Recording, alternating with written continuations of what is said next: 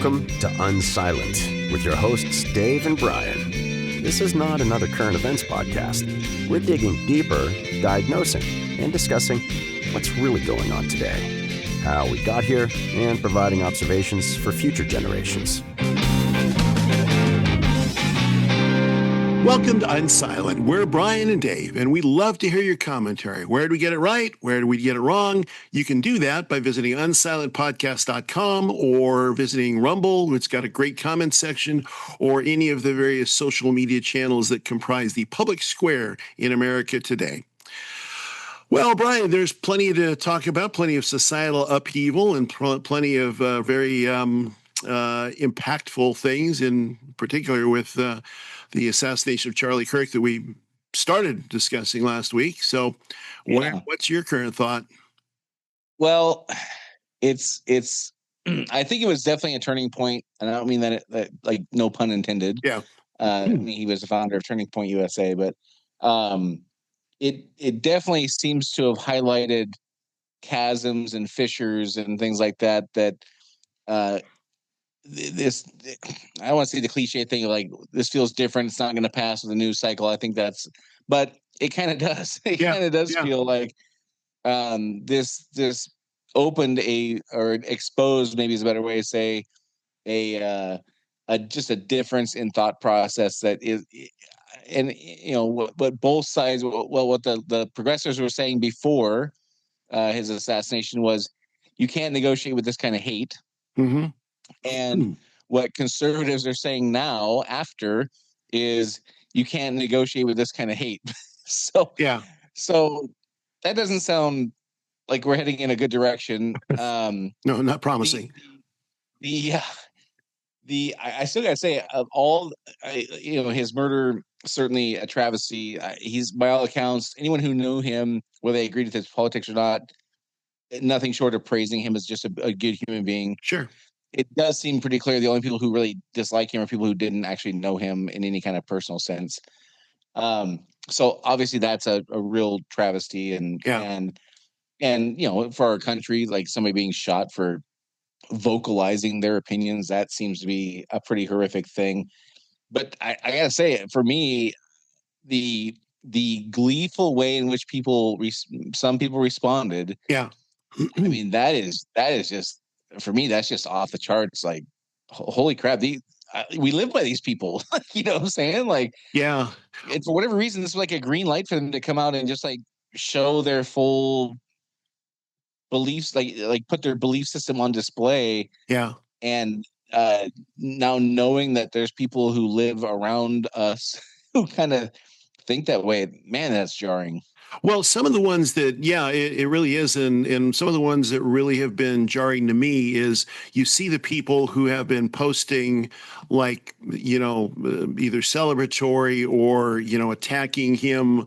I mean, you could attack him for, he said this, I don't like this, whatever. But people that are attacking him, in a very more personal way or celebrating his death.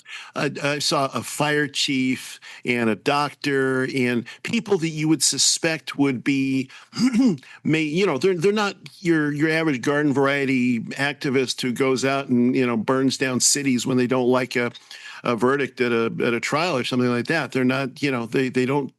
I mean, there's plenty of those, and I expect those folks, the unhinged activist class, to be like that. But I didn't expect a lot of the ones that have come out so strongly, that has really, it's been jarring. I mean, this, kind of the suit and tie class of people doing that.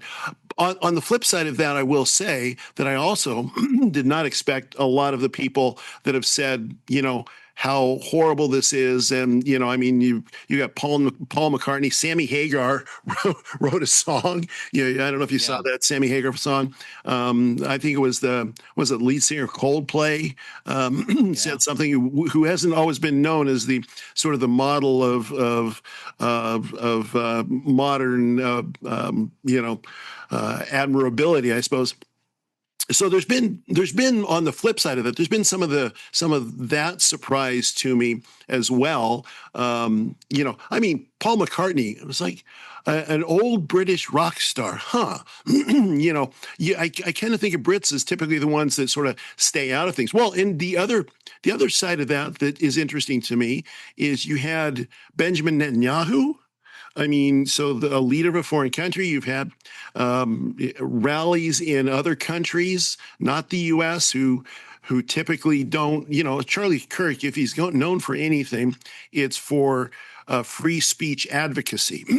Going and Yeah. debating on college campuses, and that's free speech, and we are arguably as a country the most free speech oriented country on the planet. I mean, we've got enshrined in our constitution, even our places in Europe that are generally thought of as Western values type of places, are not, they don't have that kind of benefit that we have here. So seeing those things, seeing the London protest turn into a half, patriotic UK Brit type thing and half Charlie Kirk, those have been surprising on the other side of the equation. So both of those things to me have been a bit surprising. Yeah, I think the only thing I don't entirely agree with, and this is, I don't know that either one of us really have any certainty around this, but Yeah, what you started out by saying was these people like the fire chiefs and I saw football, like collegiate football coaches, I saw sure. professional football coaches, Yeah, these kind of suit and tie kind of rank, if you will, on the org chart of a company or whatever. right. We didn't. They're not the activist class like you would see, picking up the Yeah. bricks in the street and throwing it through. And I guess my take was, oh, those people are the activist class, and it was revelatory in that I didn't expect nurses to be in the activist class, but turns out maybe they are. Well, sure. I mean, they're And sort of they were sort of the I would call them the sub-activist class. In other words, there's the folks that are out there in the streets out here, and then there's the people that are kind of behind them, a little bit like the silent or not yeah. not really out there activist class. So sure. So what? Let me throw this at you. There's theories and rumors and speculation that what we're calling the activist class, which are, your marginally employable. I'm going to be like just paint a caricature here that Sure. I may or may not believe this what I'm going to describe, but marginally employable, rainbow hair, not really particular about how the public sees them. The boots on the ground, throwing the bricks through the windows. Sure. There's theories and speculation that those people are being paid like an hourly wage to do that kind of stuff. And then these nurses and fire chiefs and football coaches and teachers aren't, because they Sure. have the means to get by without, but they all have the same thoughts and feelings in their heart. Yeah. Does that seem to carry water with you? Yeah. That like whole picture I'm painting there? Yeah, it does. It does. And I'm sure there are the agent provocateurs, a small number of those that get out and rile people up. But absolutely the front facing activist class and the middle class suburban activist class are probably operating from that same. Yeah, but they're operating from that same kind of basic set of beliefs or basic set of commitments, and you would. What's surprising about that is I can understand, even if I don't agree with the young people just getting riled up about something they don't really understand. I mean, that's what a lot of people in their 20s do. It's like, well, they're treating these people badly, and so therefore we got to go out and throw bricks. Okay, but there's that old adage that if you're young and not liberal, you have no heart, and if you're old and not conservative, you have no brain. So you Right. expect that the people that do have a brain, I mean, if you're a doctor, if you rise to the level of fire chief, or you're, coaching a major team, or you're in a boardroom or something like that, that you have to have a brain to kind of be there. And to see folks like that caught, and I'm going to use the word caught up in this, because I don't believe that even with those folks, that it is a sincerely well thought out position, because I just don't think you can logically get there. I don't think you can logically get there. I don't think it's, I don't think there's a path of rational thought that leads you to say, well, this guy is good thing he's gone because he's a hater and he should be dead. Yeah. Just doesn't seem, yeah, I think that I agree that to me it kind of, up until 8 days ago, it kind of felt like you had these kids in the street who were pissed off, and I would say to a point have legitimate grievances. Sure. And actually, let me rephrase that. They have legitimate grievances. Yeah. Not to a point. They do have legitimate grievances. Sure. It's never been more difficult to own a home. We've basically borrowed from their generation and their kids' generation to fund the lifestyle of baby boomers. Sure. Yeah, that's right. Now, I'm oversimplifying things, of course, but in the big picture, that's from their perspective. Like, how could you see it any other way that we are now saddled with this debt that funded all of your 401ks, and you're going to retire happily ever after, and we don't ever get to own a home, and we're going to be the renter class for the next 4 generations. Right. So they have legitimate grievances, and they have this kind of middle finger, thumb in the eye posture to society. Like, we don't give a shit what you think, and we're gonna, and they don't seem to, because they have these legitimate grievances, they don't seem to be bought into the quote unquote system. Like, okay, you graduate from college or high school, you go to college, or you go learn a trade, or you do a thing, and like you enter in the workforce and you begin your ascendancy and through your career. Sure. They kind of seem to be pushing back on that, but they still have bills to pay. So it kind of makes sense that, okay, if you can make $25 an hour throwing bricks at buildings, like, that's a pretty good gig. Sure. Why not? Yeah. It didn't seem to me that the nurses, doctors, fire chiefs, football coaches, who are all making decent wages, I guess it was just the revelation that they had the same amount of vitriol in their heart. And I don't mean to be overly emotional about this. Sure. But that vitriol just in their gut, in their heart, that was not something I was tuned into, I guess is what I'm saying. Okay, but let me challenge you a little bit on that, because so what you're focusing on there is kind of the economic layer of that, and everything you said about it is true. It's absolutely true. Is the ability to afford a home, a single family home in Washington State. I would say status more. The economics is a factor of it for sure, but I guess I'm looking more at the status and the status of the positions they hold, which comes with the money, but it's not just about the money, to clarify a little bit. Well, and so what I think is at the core of it, what I think is at the base of it for both the 20-somethings and the high schoolers and college kids that go out in the streets and do this, and the folks that we're talking about that are in the nurses and doctors and all this space, I think the real core of it is a belief that some people are being treated unfairly, unjustly. I think it gets back to social justice more than anything else.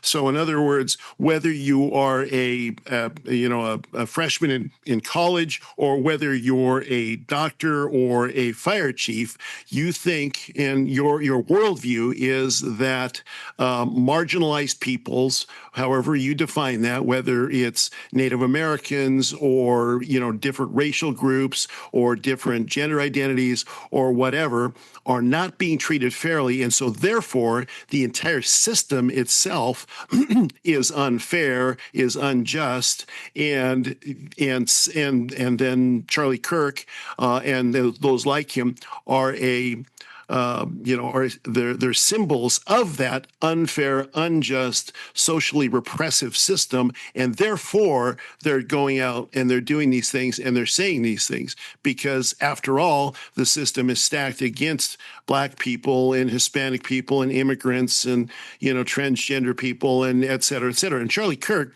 he's kind of the poster boy for all American, right? I mean, he's a middle class, young, good looking white kid, loves the Oregon Ducks, married Miss Arizona. I mean, and he speaks very strongly for traditional things, and they believe that traditional things, Christian things. Christian, thing yeah, specifically. yeah, traditional Christianity, traditional conservative, structures, male and female roles, all of that. And so, like some of the debates I've got into have been like, well, I don't like Charlie Kirk because he was misogynistic and xenophobic. There was one in particular. Friend of mine, guy I know, we go back and forth periodically, and he's a good guy. But he's like, this is why I don't like Charlie Kirk. I mean, he wasn't celebrating his death, but it's this. That's what I think he is a symbol of, and I think that's why, to a great extent, that is coming out. Yeah, I guess let me kind of frame this in the belief system that was kind of shaken for me. So Yeah. my greatest male role model in my life, both professionally and personally, same guy. Mm-hmm. He's, I don't know, 20 years older than me. Nah, he's probably 15, 18, 20 years. I don't know, somewhere in there. Yeah. He's a black guy. He grew up in more or less like Compton, right? Very, very strong Christian. Mm-hmm. He found me at a point in my life in my early 20s where I needed a mentor, and he stepped in, and he really did help me, again, professionally and personally. Looks nothing like me. I affectionately call him dad. He affectionately calls me his white sheep of the family son. That relationship has been a tremendous blessing for my life, for sure. Great. One of he's told me, as a guy who grew up in an era and in an environment much different than how I grew up. Yeah. He would talk to me about how, he's seen like real racism, like he's seen and experienced like real, like not the kind of stuff we talk about now, but like real racism, right? Yeah. And he used to tell me, pretty regularly that the way you cure that is by changing hearts and minds, basically one person at a time. Like you have this preconceived notion about a race or a religion or whatever, and then you encounter people of that cohort that challenge your beliefs. Like, oh, wait a second, these people aren't, all Jews aren't bad. Like all men aren't bad. Like whatever your version is, right? Yeah.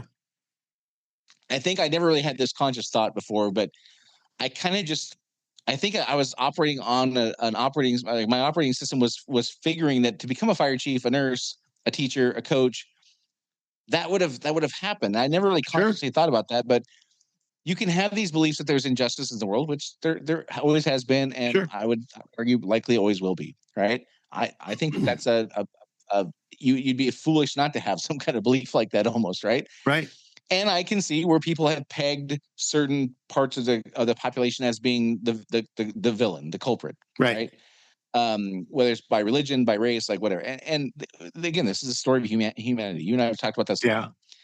I got to figure, though, if you're a 47-year-old nurse or a 47-year-old fire chief or 52-year-old football coach, you would have met enough people of that cohort that you were taught to hate and blame that would change your heart and mind some, and would temper the you would think sharpness of that, right? Yeah. Now, again, I've never really thought through this consciously, but as I'm kind of talking through it, I think that's the part for me that was kind of fundamentally like, no, that's not how it's working, Brian. That's not how it's going. Sure. And I think that's the part for me that, again, when I see status, I don't mean economic status, although it's a factor. I mean life experience, and you can't be promoted in industry. Like you can't become the fire chief by being just a dumbass, right? That's right. You have to have some rational thinking skills, and part of that would be the baggage we all carry from our life experience being challenged along the way and adapting and reshaping your thoughts and things like that, and that being exposed as, no, these people actually had the same level of vitriol as that 22-year-old kid who thinks the world's out to get him. Yeah. I think that's the part that I'm still trying to I'm just wrapping my head around it. I just do you have a thesis about why that might be? I mean, I've got some ideas, but I'm curious. You've had some time to think about this. Why do you have any notion of how somebody could go through life to get to that point and still hold on? Yeah, I think and unfortunately, it might sound kind of like a lazy thought, and I don't think it is, though. But it could, maybe it is. Hell, I don't know. I don't think I think that up until COVID, probably, I dismissed the nonstop beating of the drum, the Hitlers, the Nazis, the fascists. I just kind of dismiss as like, okay, news organizations or people on news channels that are basically opinion people who position themselves as news journalists kind of people. I kind of dismissed all that steady drumbeat of the name calling until COVID. And now 5 years since then, I do think that is a arguably the biggest factor is you take these people who have these beliefs, whatever, and you support them. And I was listening to a guy who's a hypnotist saying that a critical component of getting somebody on board or something is the frequency in which they hear it. Yes. And if you watch CNN or MSNBC, I don't know what's the over under how many times they use the word fascist or Nazi or Hitler. If you watch news for 3 hours, what would you put the over under, Dave? What do you think? Oh yeah, I mean probably every 20 minutes, 15 minutes, 20 minutes. Yeah, say if you watch news channels for 3 hours, I put the over under is probably somewhere around 10. Yeah, right? Sure. Okay, so 10 times a day of hearing that for 10 years. Yeah. I don't think that we can. I think that would be the low hanging fruit for me. Is like what's you asked why is it? I think that has to be.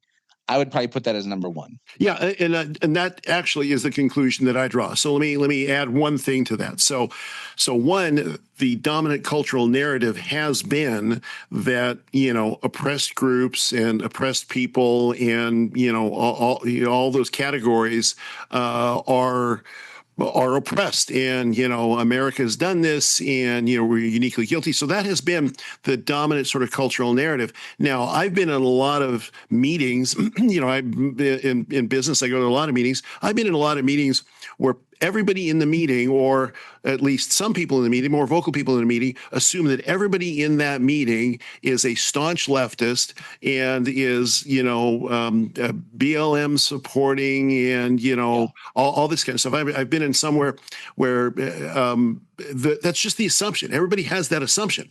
And, most of us on the more conservative side, more Christian conservative side, we don't get involved in those conversations. It's like, okay, well, you can assume that I'm a rabid leftist. I'm not, but I'm not gonna, I'm not interested in having the conversation. I'll just go argue about it on Facebook. So that if you assume that that's the way society is, then you're going to, and most good people, I think the shock is, I think for the folks like those ones that are coming out rapidly against Charlie Kirk as a human being, I think the shock for them is that everybody isn't doing it, because they assume that with the dominant cultural narrative being this and what they've heard and the people that they hang around and what they hear on the news, the stovepipe channels that they listen to are all that way. Well, that's just normal. That's just normal. It's, this, and if you say something like, well, I believe in traditional marriage, well, that's heteronormative, and that's a really weird fringe belief, Yeah. or well, you said that out loud, Dave, in this meeting. Oh my word. That's, so I think that assumption, and that assumption is now challenged, and that assumption is now no longer, I think, even those that are potentially against it. So there's been, some of the late night hosts have been, Jimmy Kimmel's a lunatic. He doesn't pay attention to the real world. Yeah. But there's others that have been oddly, at least close to normal, what I would consider actual normality. And so I think that's part of it. I think that's a big part of it, because the cultural narrative has shifted. And so therefore these folks, they're like, well, how did they not know that if they say, well, good riddance, that they're going to lose their job because nobody wants to be associated with somebody like that? How did they not know that? Because they thought the cultural narrative supported them. And it no longer does, to the extent that they think it all, and it never did. But there was a lot of us that were just quiet. It's funny now you're saying that in those bubbles, people. Again, I'm not a sociologist or a psychologist. I don't, I know what I piece together from what I hear from experts, like everybody else probably, right? But people generally do things. They make decisions that they believe enhance their status. Sure. Right. Yes. So if you live in that bubble and you believe everyone around you thinks the same way as you, or all the important people, right. the deplorables don't think the way, but who cares what they think, right? Right. you would if you believed it would enhance your status to be outspoken like this, you would do it. If you believed it would diminish your status, you would not. So there's a piece of them that had to think that this enhanced their status, which supports what you're saying, that they're living in an alternate universe than us, quote unquote, regular folks. When I say regular folks, I don't mean people with traditional Judeo-Christian values. I mean regular folks that, like, hey, you don't celebrate somebody getting, even if you think it was a good thing, you don't verbalize that. You don't put on your TikTok or your freaking LinkedIn. You just don't do that. Right. That's what I mean by normal, not that they have the same viewpoints I do. So there had to be a piece of them that thought that they were enhancing their status by doing this, not risking it, which supports what you're saying, that they live this whole bubble kind of environment where they think that most normal people think like them, not realizing that they've stepped off the trail a bit ago. Well, yeah, it's that you've seen those cartoons, those little like stick figure cartoons where here's the political center and there's somebody just a little bit left of the political center during like the Kennedy administration or something like that. And they just stay in the exact same place, but the center moves. And so all of a sudden they're rabid right wingers, but they've never changed their values at all. So I think like a lot of these people are saying these things to your point of, that people say things that enhance their political status. They think, well, pretty much everybody's here, so I'm going to be ahead of the curve. I'm going to move a little bit further than everybody else, and it turns out it's a lot further. Yeah, I didn't mean political status. I meant their life status, not their political status, right? Yes. Right. Yeah, and I think it's the same thing. I think however you call it, whether it's political is not even that's a subset of culture. It's really kind of, where's the culture at? The culture, they think it's right here, and so they're going to say something a little bit edgy, but it turns out to be status, insane. Better word for it. Right, exactly. And the thing that they said they think is 5% edgy and clever, and it turns out that it's way, way out of the mainstream, and they get fired from their job because nobody wants to be associated with that. Yeah, and now also talking through this, like, okay, so the last, certainly since 2015, 2016, somewhere, this fascist Nazi Hitler. Right. I don't think I'd heard the word Hitler. So, okay, let me use a different example. I had not heard the word fascist. Fascist, yes. My entire lifetime up until 2016, is I've heard it every month probably since then. Right, I mean, the number of times I heard the word fascist used, like outside of a history class. Right. I mean, I could probably count on both hands, honestly, in 40 years of my life. It just was not a normal word in our lexicon. Yeah. And now it's every month I hear it, I don't know, 100 times probably. Right. And I'm not as tuned in as a lot of people, right? So that steady drumbeat of that. But now I'm thinking through it, that's the icing on the cake. That's not the cake. What the cake is America's bad. Yes. And that message had started probably right after I left school, because I certainly didn't. I heard like the fringe teachers, the fringe progressive ones, like, actually America's not as great as you think it is. I'm like, what? So I caught like the beginning of that as I was leaving the school system. Yeah. But since I've left, I mean, you look at Randy Weingarten and stuff like that. She's the head of teaching, and she doesn't talk about math ever. She doesn't talk about science ever, other in the context of how it makes America bad, right? So you have America bad for 20 years, and then you have the Nazi Hitler fascist thing as the icing on that cake for 10 years. That's a bigger narrative that's been pushed for a longer period of time than just the 10 years. So we have the media or the narrative, whoever is pushing that. It could be media. I mean, media certainly is a big player of it, but also politicians and influencers and Hollywood types and like the Blob, like whatever, right?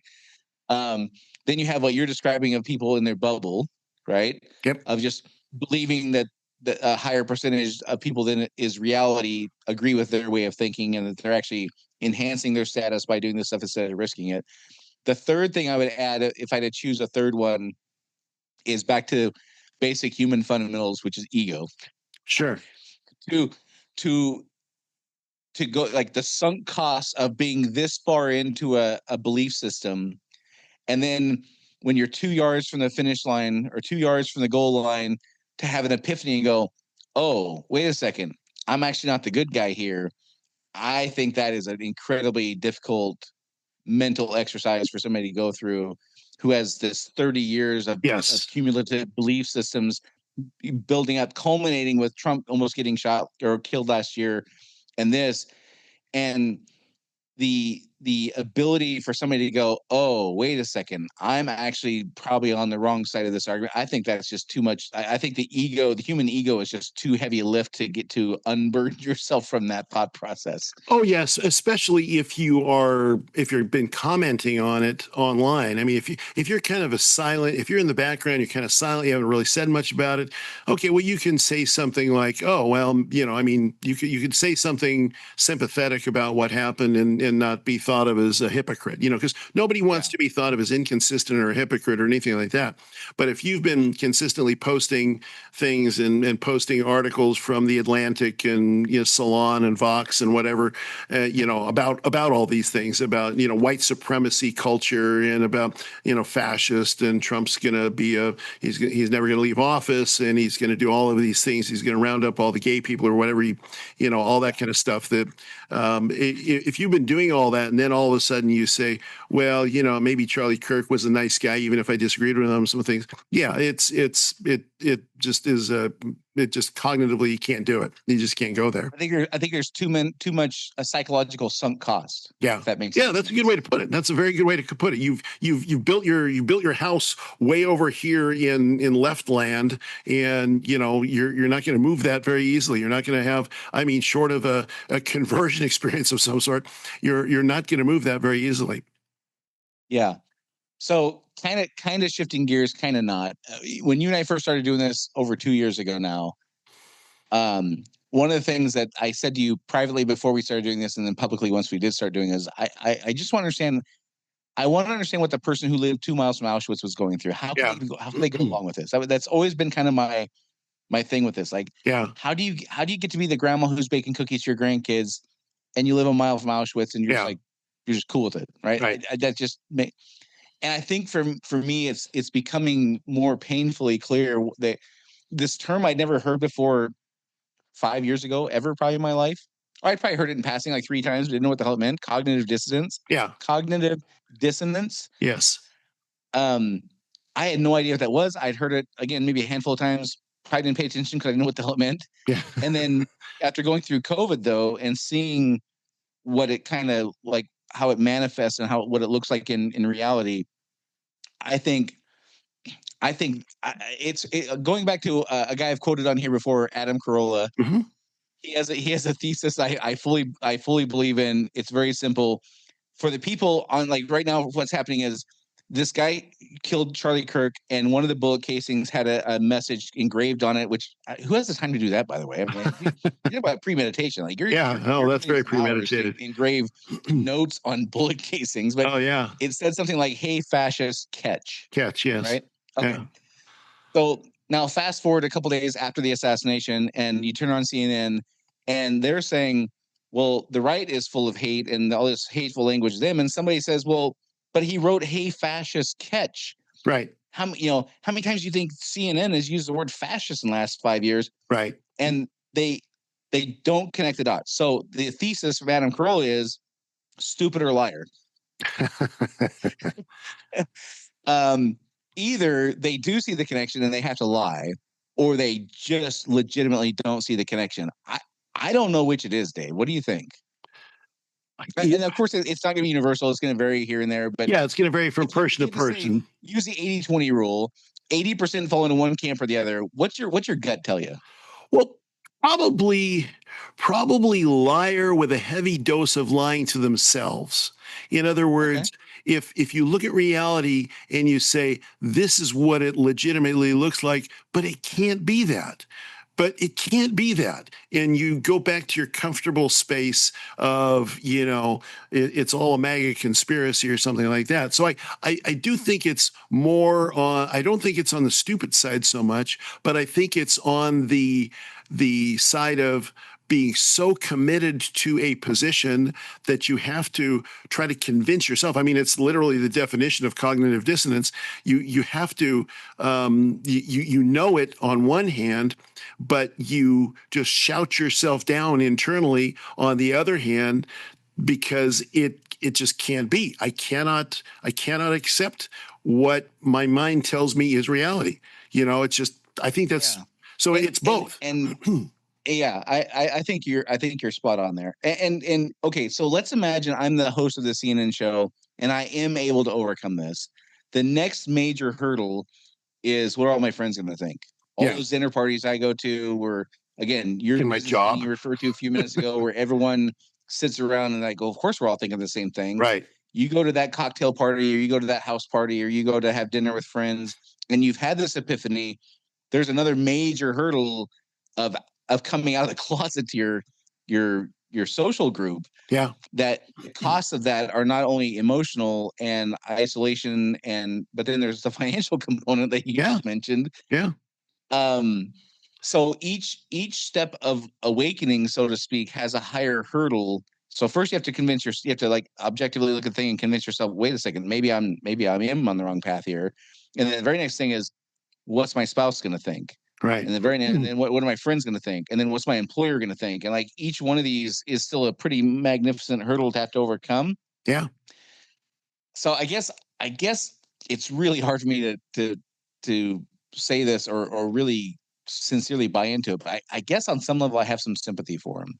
Sure. But not much. But I mean, it's just as a human, like knowing you're in that crummy situation, I got some sympathy for him. But also part of me is like, okay, but how the hell can you just not see this? Like, it's just right. Yeah. Well, I think a lot of it too is like with all of these people that are finding out really significantly as they're put on suspension or fired or whatever, Dowd and other people who I doubt they would have they would have said the things they said if they would have expected the outcome that they got. So they're getting a healthy dose of reality here. And so they're having to face significant consequences for being wrong about the world right now. So I think a lot of this. So I mean, I can have sympathy for them because you're in a sense you're in this environment that has rewarded you, has given you all the human rewards that you want and you desire, and nodding heads and invitations to the right places, and or if you're in college, hanging out with cool kids who are all angry. But I mean, it's cool to be angry, right? I mean, there's societal currency in being righteously indignant. We're bad as hell. We're not going to take it anymore. So there's a lot of reinforcement for that. So, and then to find out that you take that to its ultimate end and there's no reinforcement. In fact, that there's the thing, who was it I heard? I don't think it was us talking, but there was somebody who was talking about how it's like Wile E. Coyote running out across the cliff and he's like 10 feet out before he realizes that he's going to so he doesn't actually fall until he has the epiphany that until he realizes he's toast. Yeah, he doesn't know he's going to fall until he actually does. So I think that has happened to a lot of people now, and so now it's very possible that will cause those people, albeit a little late, to reevaluate what they thought and the way that they thought the world was, because it does put the lie to their worldview. But even in that case, it's hard because, we hold tightly to our worldview. If somebody came to me and said, your worldview is completely wrong, everything you think about the universe is inaccurate, and here's the proof, and it's undeniable, that's a pretty hard emotional pill to swallow. And you got to remember that human beings make decisions, especially big decisions. We make them emotionally and we support them logically. Yeah. So we gather to ourselves people and facts and things and evidence that supports our pre-existing viewpoint. So I think in those cases, in some ways I can feel a little bit of sympathy for them because they were in an environment that completely supported that type of thing. And the environment, and it's just like we've talked about before, things don't tend to change gradually. Those folks probably could have changed if and adopted a more reasonable, logical worldview if it happened more gradually. But when something like the assassination of Charlie Kirk happens, and it's a societal shock very, very quickly, very, very fast. And so there really isn't time to adapt. And this is the first time a lot of folks have probably understood that society isn't where they thought it was, and they didn't have time to change. And so now, I mean, there's probably plenty of other people who are saying, man, I'm glad I didn't hit the return on my Facebook post that I was about to do, or on my Instagram post or my TikTok or Snapchat or whatever it happens to be. I think there's probably a lot of people that are very thankful that they were slow on the uptake in posting on that.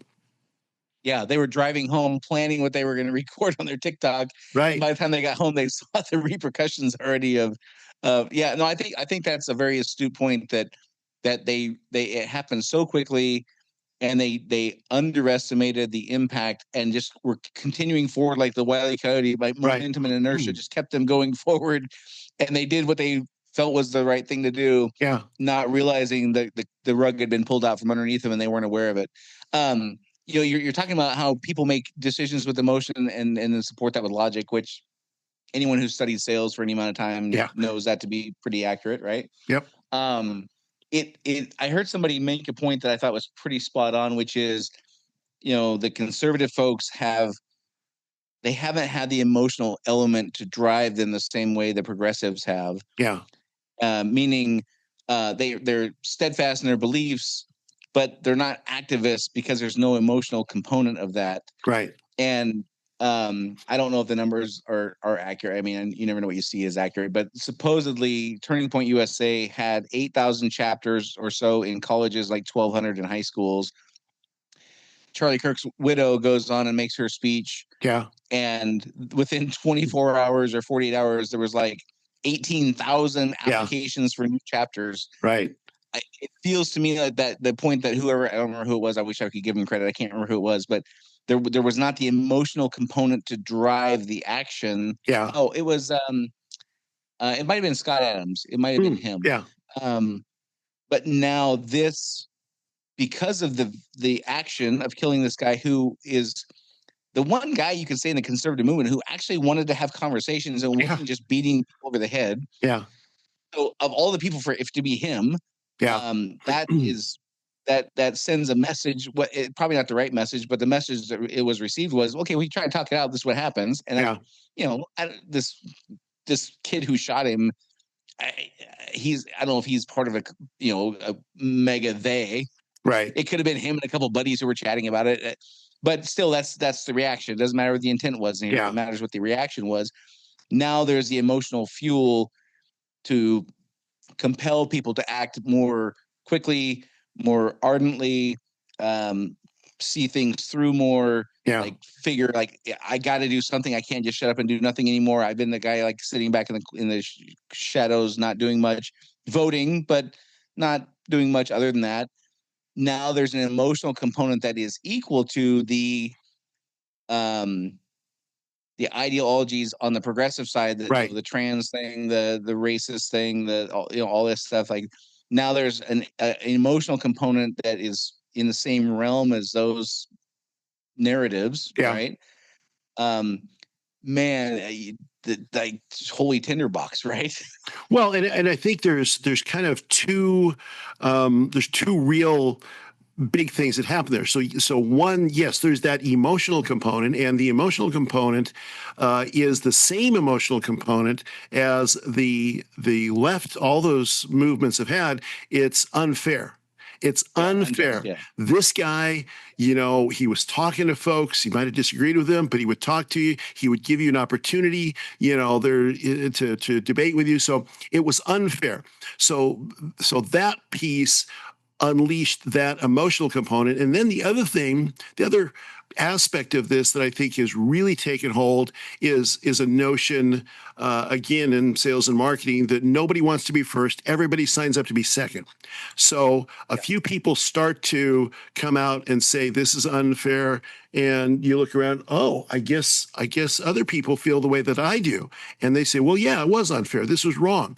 And then you see some celebrities come out and say, yeah, that shouldn't have happened to him. I didn't, necessarily agree with him. But so then you just start this tidal wave of everybody lining up. It's the I am Spartacus moment. You remember from the movie Spartacus, they said, we're gonna crucify Spartacus, and well, who's Spartacus? You turn in I am Spartacus. I am Spartacus. I am Spartacus. So and so now it's like I am Kirk. I am Kirk. I am Kirk. And so that the permission structure has evolved so that you're not going to be the only one that steps out and says, what he was doing, having these conversations, standing up for free speech. I mean, the left used to be, there was the free speech movement in Berkeley in the 60s, right? The left used to be all about free speech and open dialogue and all this kind of stuff. And, it was the old button down conservatives that just, this is the way it is, kid, just get used to it. Well, that whole thing has shifted so that it's been the left in the past, like 30 or so years has been, well, this is just the way it is. You're a dinosaur if you believe any differently. And no, actually, a lot of people feel the same way that I do. And by the way, it's okay to speak up. So I think both of those things play into it. And that's why I've heard, I don't know what the number is today, but every day I've seen more posts about, it's like 45,000 or 30,000 or some odd, TPU. And they don't even have enough people to follow up on all the requests to start chapters. So it's a real monumental movement happening right now. Yeah. So one other thing I want to get to before our time runs out today, because who knows what's going to happen between now and next week when I see you. I want to share this clip with you. And again, for those listening, maybe you haven't listened much before, Dave and I are trying to explain what this moment in time is like to people in the future who are going to look back and wonder, just like we do, to 1939 Germany or the Jim Crow era or slavery, all these different things. Like what the hell is wrong with these people, right? I want to share this clip because I think it points to a bigger question I have that I'm going to pose to you, Dave. So this is Nancy Pelosi talking. This is a clip of her in 2024 and then a clip of her in 2025. Okay. Just less than a week. The 2025 clip is less than a week ago. When she's basically called on this whole, hey, you've been calling everybody fascist for a long time, and what do you know? The guy wrote fascist on his bullet. So here's her contrast in 24 versus 25. This is violence against women. He may not know that, but when he says things like, I want to protect women whether they like it or not, that is violence against women. Would you want your son to say that to anyone? Would you want your daughter to be told that? Would you want your husband to say that to you, whether you like it or not? Violence against women. People don't have any intention of saying something that's going to lead to something dangerous, but we cannot take responsibility for the minds that are out there and how they hear it. This Nancy Pelosi, your part, what Donald Trump is saying is violence against women. And then now when it's her side being called on the rhetoric, it's, well, we can't control people. What we say. Like, nobody has the intent of anybody actually doing it. Okay. So I think this is kind of this contrast is not, we don't have one of these for Eric Swalwell and Cory Booker and all the, Jasmine Crockett's and AOC. We don't have that. But I think that if it wouldn't be hard to find those kind of clips though, of people saying what the Republicans were saying before the election last year is like the words are violence. And now, well, I mean, come on, it was a crazy kid. Like, what are you going to do, right? Yeah. Which the question I'm going to pose to you, and I think will be important for Kenny G 70 years from now to hear as we're going through this time. It feels to me like we don't have the mental horsepower in DC to fix this. Oh, yeah. Well, I mean, first of all, we've got people that are older than Pharaoh, in some of these positions. They really, a number of these folks really should be considering more. I mean, I'm not a young kid anymore. I'm in my 60s, but still, I mean, some of these people make me look like a teenager, right? So, I mean, but yeah, I think that's true. I think these people are a lot of the people in DC, one, are caught up in their past, in the way things were, and so they're unable to make the transition to the future. I mean, how many of them have ever used ChatGPT or AI at all, or Right. how many of them use the internet for that matter? So I think there's that. I think there's also. I mean, Nancy Pelosi is as good a chameleon as any of them, so she'll just say whatever is expedient in the moment. But the problem is. Yeah. That you can do that when the environment is such that you can get away with that from one news cycle to the next. But when the entire operating system, the entire base operating system of the society has changed, which it seems to have changed or morphed in the last little bit significantly, then that's you don't have the same fertile ground as you did before.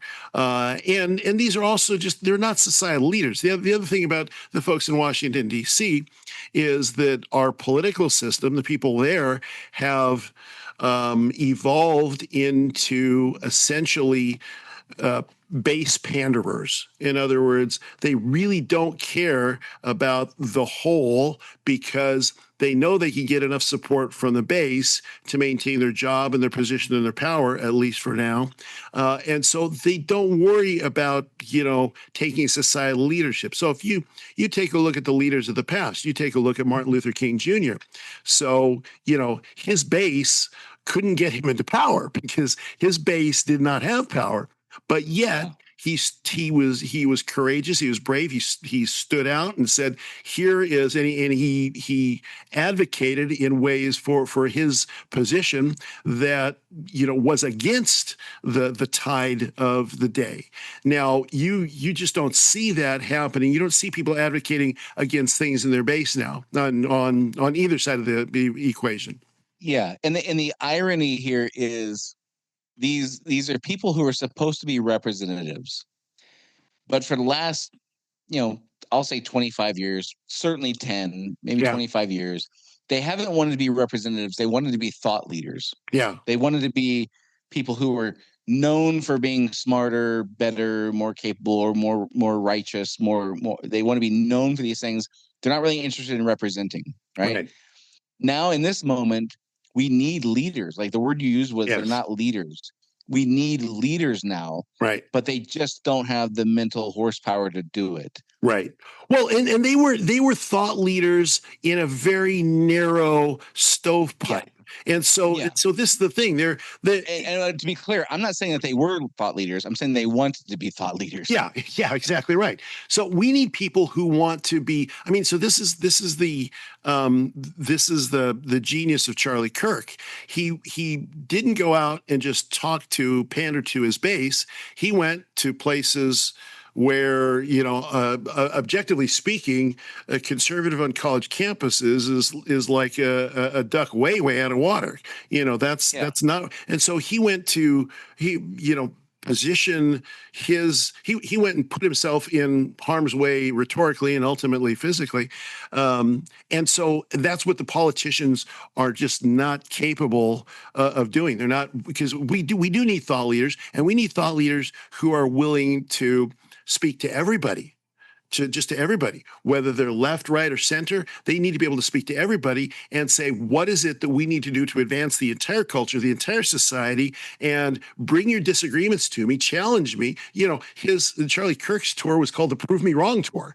I mean, it wasn't, I mean, you could have implicit in that, you could say, well, I'm right about everything, so that's what he meant. But you could also say he was opening himself up to criticism and to challenges like people in politics just do not want to do. Yeah. And again, going back to, violent eras in our own history and more globally, I wonder if the lack of mental horsepower to reason through issues is why it ultimately comes down to muskets and tanks. It probably does. Well, I think it's probably two things. I think it's the inability to reason with one another, and I think it's also the a lack of courage.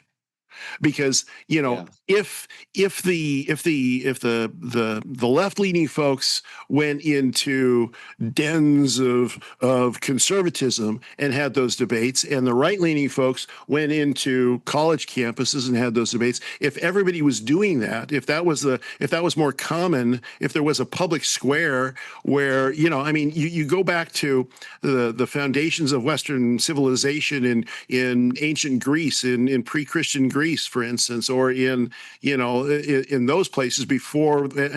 Look, Socrates was killed for speaking, right? So if you go to those places and you say that the foundations of Western culture were those challenges, were the debate, were the rhetoric, and not just rhetoric to please the base, but rhetoric to challenge the powerful narrative, then we could get to a place, I think, where you could, and it's to your friend's point too. If you get to know the people that you're being told are less than, if you get to know the people that are not like you, either physically or background or economically or whatever, then it's much harder to hate them. It's much harder to pick up a gun and shoot them. Then I do think then we have a better chance of avoiding violence. But that takes a heck of a lot of courage. That takes a huge amount. It takes intellect. Yes, it takes the ability to speak a little bit.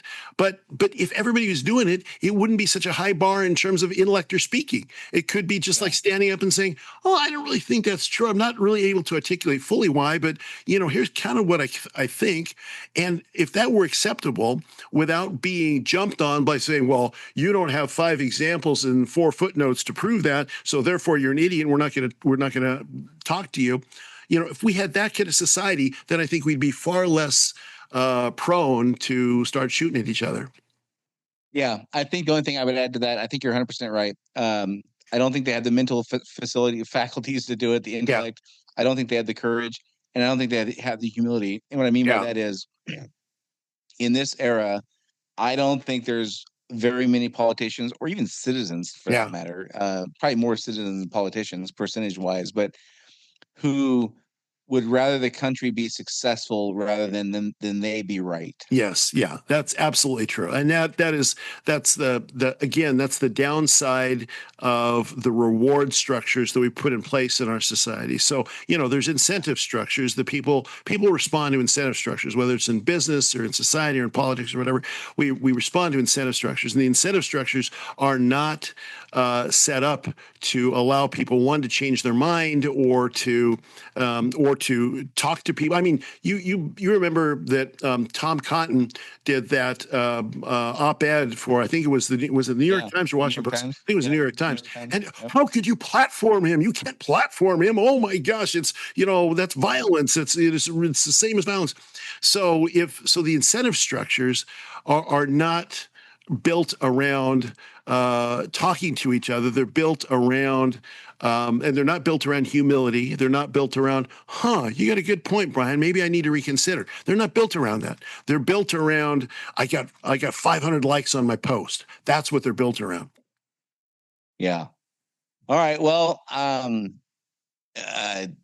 turbulent time to say the least. You and I have covered 20 different potential tipping points over the last couple of years, that everything from the Middle East to Trump's near assassination and the election and the economic situation and all the things. This one does seem notable. It does. I agree. Yeah, I agree. It's a difference. It feels like a difference in kind. Yeah, for sure. All right. Well, I don't know if we solved any problems, but I hope we gave Kenny G a little sliver of what it looks like from our perspective living through this moment. As we said in the beginning, we're trying to explain to future generations what this moment in time is like. We'd love to get your input. Where do you think we got it right? Where do you think we got it wrong? You can do that on unsilentpodcast.com, or you can do it on Rumble. There's a great comment section there. Let us know what you think so we can pass along your thoughts to Kenny G. And until next time, this is Dave and Brian signing off. See you next week. Do you want to be unsilent? Make your voice heard on our social media channels and share where you think we got it right or wrong. Go to unsilentpodcast.com for social links so you can join the discussion.